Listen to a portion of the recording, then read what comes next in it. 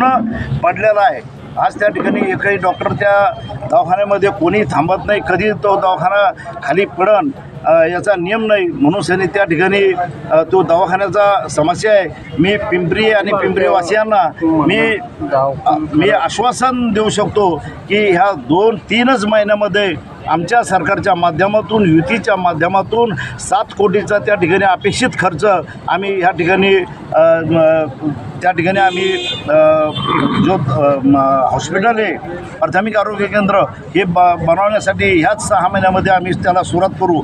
दुसरा विषय की जे आमचे हायस्कूल आहे त्याचीसुद्धा अशीच परिस्थिती झालेली आहे आणि त्या हायस्कूलमध्ये सुद्धा त्या हायस्कूलमध्ये काम करण्याची आम्हाला खूप मोठी ते इकडं नगर रोडपर्यंत आमच्या पिंपरीमध्ये एक सिंगल हायवे त्या ठिकाणी केलेला आहे आणि दुसरं आमची इच्छा आहे की एक 4 लाईन हायवे जर पिंपरीमधून जालन्याला जर सरळ मार्ग जर काढला तर नक्कीच ह्या गावाचं चेहरामोहरा, ह्या गावाचा आणि परिसराचा पूर्ण चेहरामोहरासुद्धा बदलू शकतो। आणि म्हणून आम्ही ह्या ठिकाणी सर्व जनतेला विनंती करत आहे की येणाऱ्या 7